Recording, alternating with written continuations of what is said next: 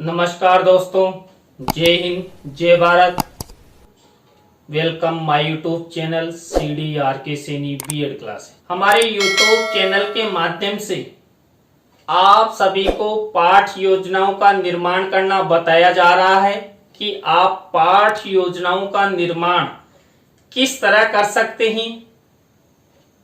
आपको हिंदी गद्य पाठ योजना अंतर्गत कौन कौन से सोपानों का प्रयोग करना चाहिए, कौन से सोपान में क्या करना चाहिए, किस प्रकार का शिक्षण सहायक सामग्री का निर्माण आपको करना चाहिए, किस तरह आप प्रस्तावना के प्रश्न बना सकते हैं, किस तरह अशुद्धि संशोधन काठिन्य निवारण करते हुए आप मूल्यांकन प्रश्न और गृह कार्य तक का प्रश्न बना सकते हैं। तो इन सब के बारे में हमारे चैनल के माध्यम से आप सबको बताया जा रहा है। आज की लाइव क्लास में हम हिंदी गद्य पाठ योजना क्रमांक 9 के अंतर्गत मुंशी प्रेमचंद द्वारा रचित नादान दोस्त, इस नादान दोस्त कहानी के बारे में पाठ योजना का निर्माण करना आपको बताएंगे। तो आप सब बने रहें हमारे साथ, हमारे YouTube चैनल के साथ।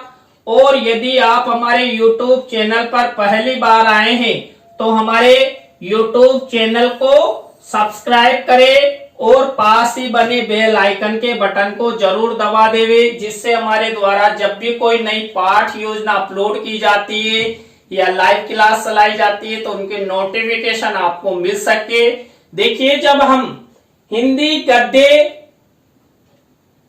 पाठ योजना का निर्माण करते हैं तो सबसे पहले हम शामपट पूर्ति का निर्माण करते हैं।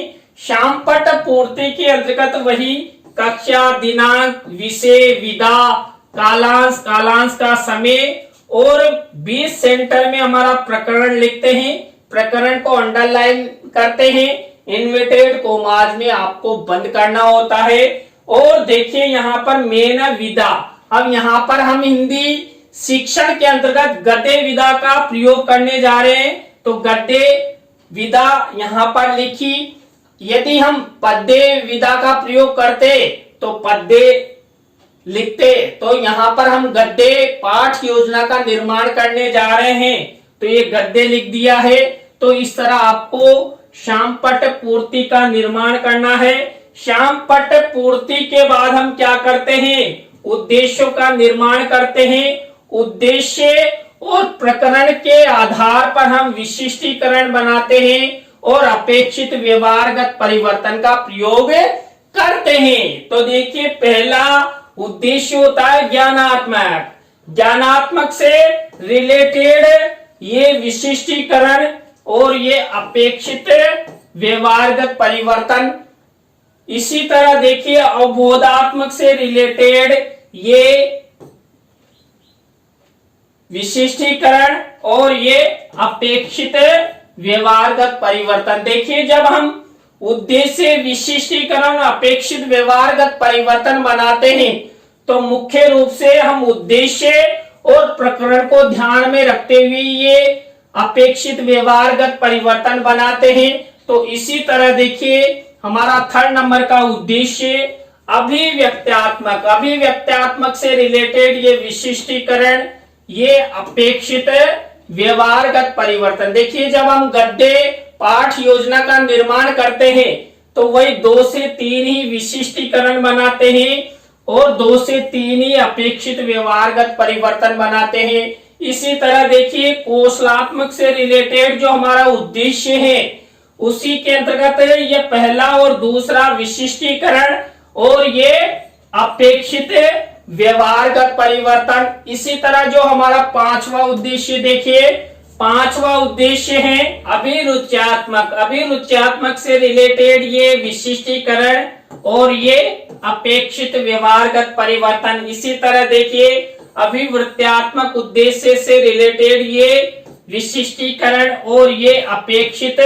व्यवहारगत परिवर्तन। देखिए, इस तरह आपको 6 उद्देश्य, उसके बाद विशिष्टीकरण और अपेक्षित व्यवहारगत परिवर्तन बनाना है। इसके बाद कक्षा शिक्षण सहायक सामग्री। कक्षा शिक्षण सहायक सामग्री दो प्रकार की होती है, सामान्य और विशिष्ट।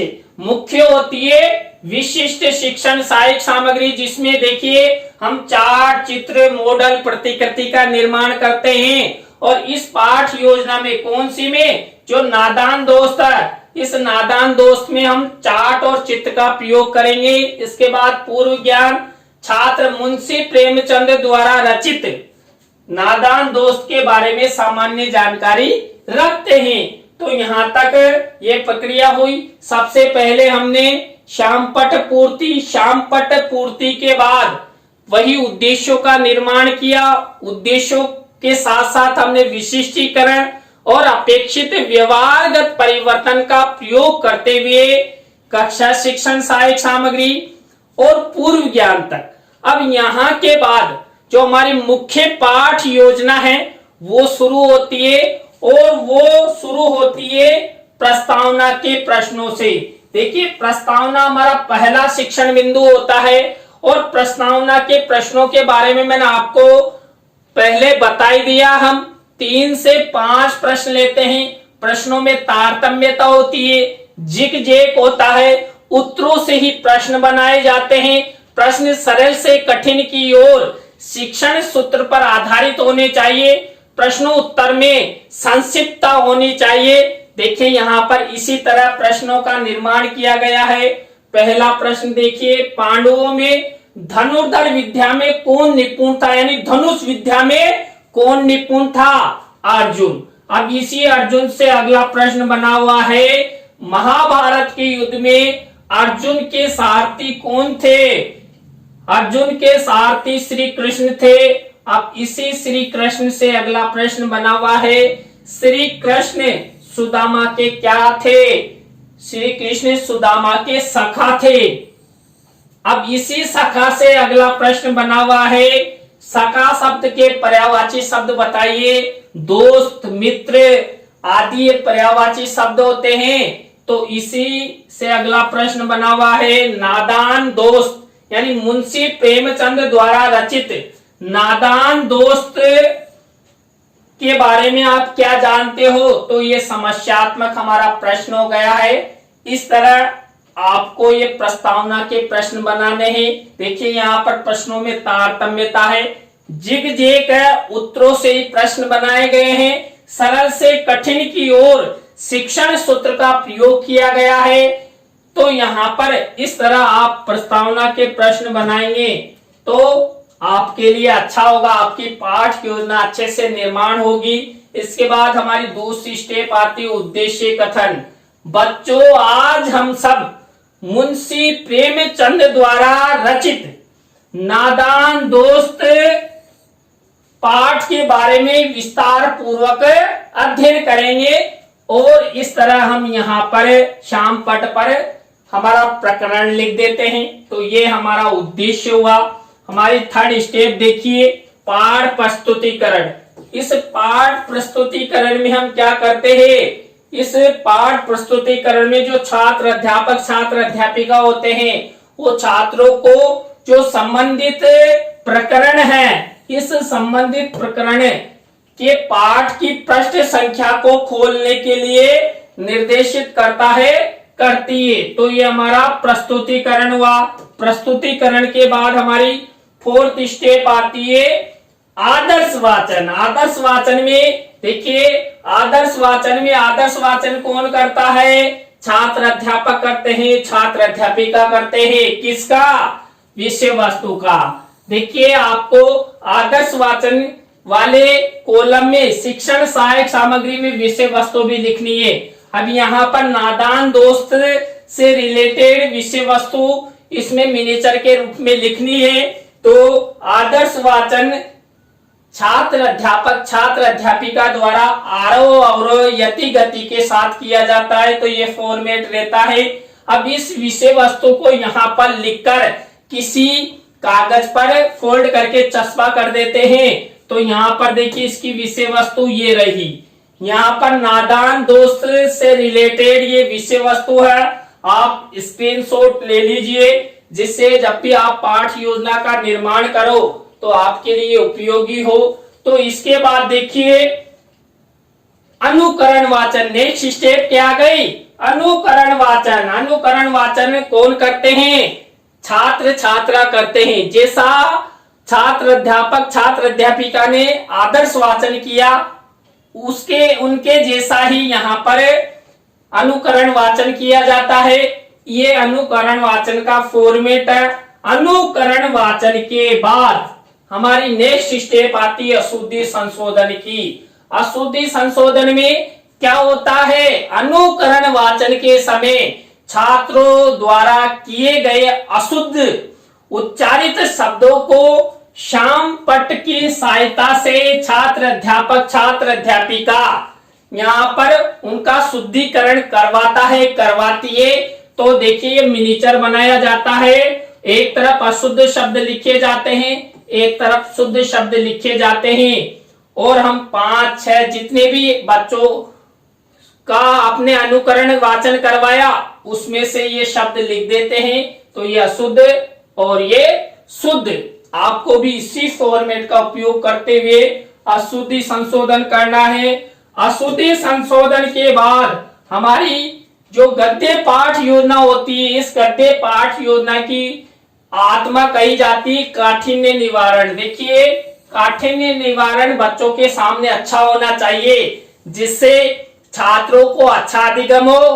तो यहाँ पर जो नादान दोस्त हमारा जो पाठ है प्रकरण है, इसकी जो विषय वस्तु है इसमें से जो शब्द होते हैं उन शब्दों को लिया जाता है, शब्दों का अर्थ बताया जाता है और कौन कौन सी विधियों का हम प्रयोग करते हैं उन विधियों का नाम लिख दिया जाता है और उनका प्रयोग। देखिए यहाँ पर अलग अलग विधि प्रविधियों का प्रयोग करते हुए 7 से 8 शब्दों को समझाया गया है। श्यामपट्ट कार्य के कॉलम में वही ब्लैक शीट का मिनिएचर लगाया गया है। आपको भी इसी तरह इसी फॉर्मेट का उपयोग करते हुए हिंदी गद्य पाठ योजना में ये काठिन्य निवारण वाला फॉर्मेट बनाना है। अब यहाँ पर काठिन्य निवारण के बाद हमारी नेक्स्ट स्टेप आती है जो आती है सारांश कथन की। देखिए हमने जो नादान दोस्त का आदर्श वाचन किया, अनुकरण वाचन किया, उसी में के आधार पर सारांश कथन छात्र अध्यापिका द्वारा बताया जाता है। तो यहाँ पर देखिए ये नादान दोस्त से रिलेटेड ये चित्र है, ये शिक्षण सहायक सामग्री के कॉलम में लगा हुआ है। आप चित्र के माध्यम से भी सारांश कथन कर सकते हैं और इस तरह का रंगीन मिनिएचर लगाकर भी आप सारांश कथन कर सकते हैं। तो दोनों ही प्रकार से हम सारांश कथन कर सकते हैं। सारांश कथन के बाद हम बनाते हैं बोध प्रश्न। देखिए बोध प्रश्न जो नादान दोस्त है, इस नादान दोस्त से रिलेटेड जो विषय वस्तु हो उसी में से बोध प्रश्न बनाए जाते हैं। देखिए यहाँ पर 5 बोध प्रश्न और ये बोध उत्तर बनाए गए हैं। आपको भी इसी तरह बोध प्रश्न बोध उत्तर बनाने हैं जिससे आपकी पाठ योजना अच्छी बने। इसके बाद नेक्स्ट स्टेप आती है मौन वाचन। देखिए मौन वाचन जो छात्र अध्यापिका होते हैं ये छात्रों को आदेशित करते हैं कि आप अब मौन रहकर इस पाठ का, किस पाठ का, नादान दोस्त का अध्ययन कीजिए, फिर मैं आपसे प्रश्न पूछूंगी। तो इसके बाद हमारी नेक्स्ट स्टेप आती है विचार विश्लेषणात्मक प्रश्न। विचार विश्लेषणात्मक प्रश्न देखिए क्यों और कैसे वाले बनाए जाते हैं और छात्रों में और शिक्षक में विचार विश्लेषण होना चाहिए। छात्रों की अंतर्निहित शक्तियां बाहर निकलनी चाहिए। तो यहाँ पर ये विचार विश्लेषणात्मक प्रश्न किए जाते हैं। 3 से 5 विचार विश्लेषणात्मक प्रश्न हम हिंदी गद्य पाठ योजना में बनाते हैं। विचार विश्लेषणात्मक प्रश्नों के बाद हम जो नेक्स्ट स्टेप अपनाते हैं ये अपनाते हैं मूल्यांकन प्रश्नों की। देखिए जो मूल्यांकन प्रश्न होते हैं हम 3 तरह के प्रश्न लेते हैं। तीनों तरह के प्रश्नों में 2-2 प्रश्न लिए जाते हैं और यहाँ पर देखिए सही विकल्प का चुनाव कीजिए, रिक्त स्थानों की पूर्ति कीजिए और एक पंक्ति में उत्तर दीजिए। तो इस तरह मूल्यांकन प्रश्न बनाए गए हैं। ब्लैक शीट का मिनीचर लगाकर सिल्वर कलर के पेन से लिखा गया है। आपको भी इसी तरह ब्लैक शीट का निर्माण करना है और सिल्वर कलर के पेन से लिखना है। अब देखिए यहाँ पर एक मुख्य बात है, किसी का भी उत्तर नहीं लिखना है एडवांस। जब कक्ष में इसका प्रस्तुतिकरण करते हैं, किसका, मूल्यांकन प्रश्नों का, उस समय ही हम क्या करते हैं, इन मूल्यांकन प्रश्नों के उत्तर लिखते हैं। और आप जब आपका फाइनल लेसन होता है तो एक तरफ तो मूल्यांकन प्रश्न आपके लपेट श्यामफलक पर लिखे जाते हैं और एक तरफ क्या लिखा जाता है, गृह कार्य का प्रश्न लिखा जाता है। तो ये गृह कार्य हमारी अंतिम स्टेप होती है। तो यहाँ पर नादान दोस्त पाठ का सारांश अपने शब्दों में लिखिए। ये गृह कार्य का प्रश्न दिया हुआ है। तो देखिए आज की क्लास में हमने हिंदी गद्य पाठ योजना क्रमांक 9 प्रकरण है नादान दोस्त पर आधारित पाठ योजना का निर्माण करना आपको बताया। आज की पाठ योजना आपको कैसी लगी? अच्छी लगी हो तो लाइक करें, कमेंट्स करें और शेयर जरूर करें। इसी तरह आप हमारे चैनल के साथ प्यार और मोहब्बत बनाए रखें तो हम आपके लिए वो नए कंटेंट लाते रहेंगे, नए पाठ योजनाएं लाते रहेंगे। और आपके भी यदि कोई टॉपिक है तो आप हमें जरूर सेंड कीजिएगा, जिन पर हम आपको पाठ योजना का निर्माण करना बताएंगे। और आप सब हमारी लाइव क्लास के अंत तक जुड़े रहे। तो आप सबको बहुत बहुत धन्यवाद। जय हिंद, जय भारत, राम राम सा।